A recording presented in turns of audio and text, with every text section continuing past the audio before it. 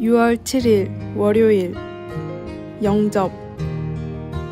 늙은 개가 앉아서 멍하니 허공을 응시하고 있습니다. 그가 무슨 생각을 하는지 우리는 모릅니다. 그러나 한 가지, 개는 이해하지 못하기 때문에 죽음에 대해 생각하는 것은 아니라는 것을 압니다. 그들은 미래의 일에 대해 생각하지 않습니다. 그러나 우리 사람들은 그런 생각을 합니다. 우리는 나이나 건강, 부에 상관없이 어느 순간 죽음에 대해 생각합니다. 시편 49편 20절에 따르면 그것은 우리가 짐승들과 달리 깨달을 수 있기 때문입니다. 우리는 죽을 것이며 그것에 대해 우리가 할 수 있는 것이 아무것도 없다는 것을 압니다. 아무도 자기의 형제를 구원하지 못하며 그를 위한 속전을 하나님께 바치지도 못합니다. 스스로를 사망에서 구할 만큼 충분한 돈을 갖고 있는 사람은 아무도 없습니다. 하지만 죽음이라는 최후를 벗어날 방법이 있습니다. 시편은 이렇게 이야기합니다. 하나님은 나를 영접하시리니 이러므로 내 영혼을 스올의 건세에서 건져내시리로다. 15절 글자대로는 그분은 나를 받아들이실 것이다. 로버트 프로스트는 집이란 당신이 그곳에 가야 할 때 당연히 영접하는 곳이다 라고 말했습니다. 하나님은 모든 사람을 위하여 자기를 대속물로 주신 디모데전서 2장 6절 그분의 아들 예수님을 통해 우리를 죽음에서 구원하셨습니다. 그래서 예수님은 우리의 시간이 다가올 때 우리를 반기시고 영접하시겠다고 약속하셨습니다. 요한복음 14장 3절 나의 시간이 다가오면 하나님께 내 삶의 값을 지불하신 예수님께서 두 팔 벌려 하나님 아버지의 집으로 나를 맞아주실 것입니다. 말씀. 존귀하나 깨닫지 못하는 사람은 멸망하는 짐승 같도다. 시편 49편 20절 찬송 241장 아름다운 본향 기도. 하나님, 당신의 자녀들을 위한 거처를 마련해 주셔서 감사합니다. 하나님과 함께 그곳에 있게 될 나를 고대합니다. 아멘.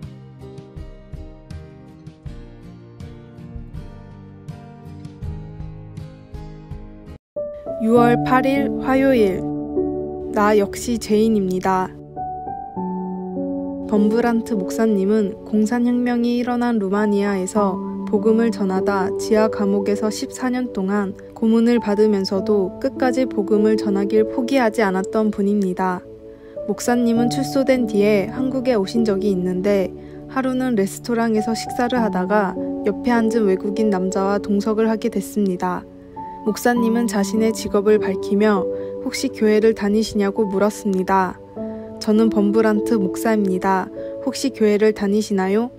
제 아내는 영국 성공회 교인이고 저 역시 천주교 집안에서 자랐지만 지금은 교회를 다니지 않고 있습니다.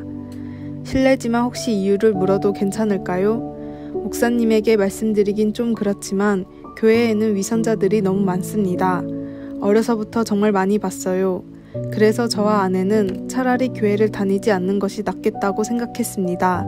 이 말을 들은 목사님은 환한 미소를 지으며 대답했습니다. 저런, 그렇군요. 하지만 저는 그 이유 때문에 교회에 나갑니다. 저 같은 죄인들이 많아서 마음이 편하고 좋거든요. 죄가 없는 사람들만 있다면 저는 교회에 나가지 못할 것 같습니다. 내가 죄인이라는 사실을 잊지 않을 때 진정한 자유를 얻을 수 있고 참된 신앙생활을 할 수 있습니다. 나는 죄인이며 그 죄를 사해 주신 분이 예수님이라는 사실을 잊지 마십시오. 오늘의 말씀. 비판하지 말라. 그리하면 너희가 비판을 받지 않을 것이요. 정죄하지 말라. 그리하면 너희가 정죄를 받지 않을 것이요. 용서하라.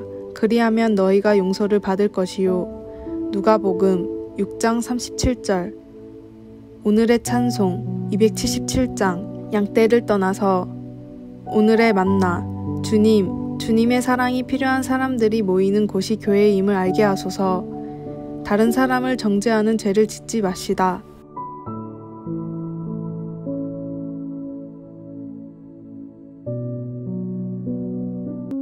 (6월 9일) 수요일 새로워진 시각.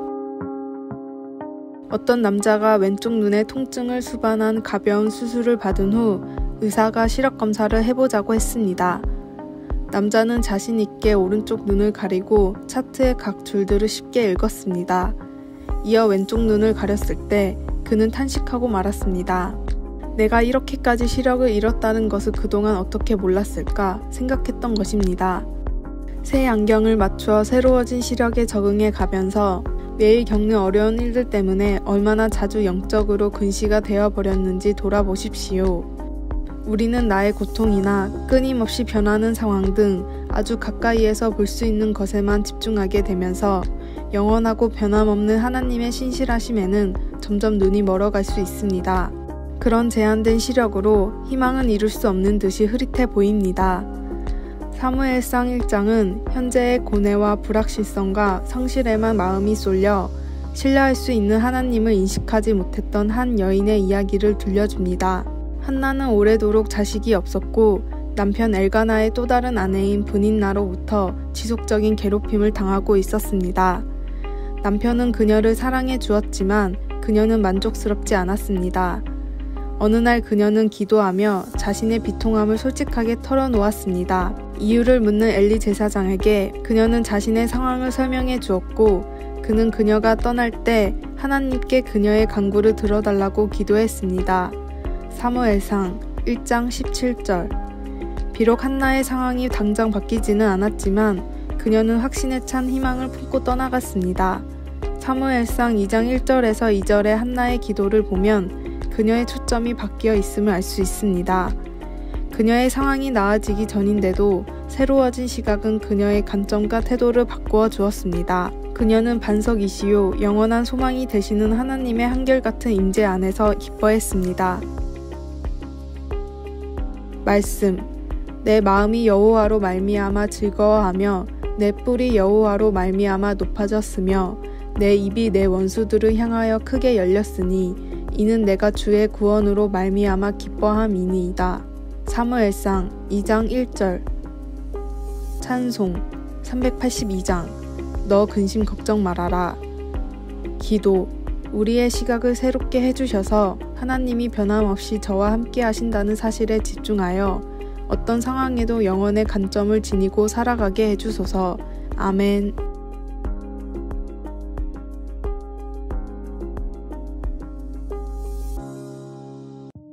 6월 10일 목요일. 깨어 있으십시오. 남극 세종기지에서 보트를 타고 정밀 탐사를 하던 중이었습니다.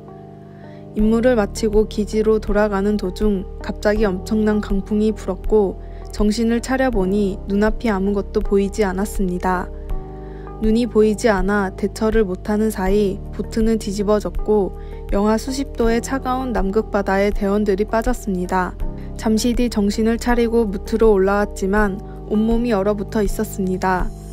7명의 대원들은 눈보라를 피해 안전한 곳으로 대피를 했지만 이미 동상과 타박상으로 온몸이 만신창이가 됐습니다. 비상식량도 없었기에 극심한 허기와 탈수 증상까지 곧 시작됐습니다. 대원들은 서로의 체온을 유지하며 몸을 비벼 조금이라도 몸의 온도를 높였습니다. 그리고 무엇보다도 가장 신경 쓴 것은 바로 졸음이었습니다. 서로를 감시하는 대원들은 누가 잠이 들려고 하면 서둘러 깨었고 심지어 뺨을 때리기도 했습니다. 목이 마르고 배가 고프고 몸이 추운 것은 정신이 멀쩡하면 견딜 수가 있었지만 잠이 드는 순간 죽은 거나 마찬가지였기 때문입니다.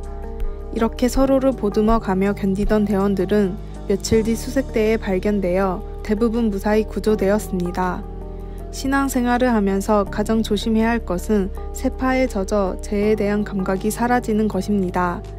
점점 악해져가는 세상의 가치관과 문화에 물들지 말고 말씀을 어기는 일에 경각심을 가져야 하겠습니다. 오늘의 말씀. 그러므로 깨어 있으라.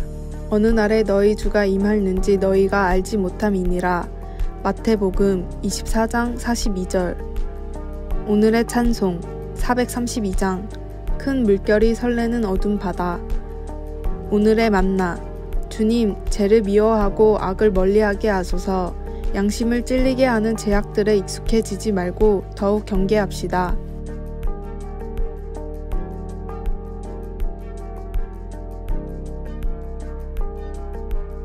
6월 6월 11일 금요일 구름을 생각하다.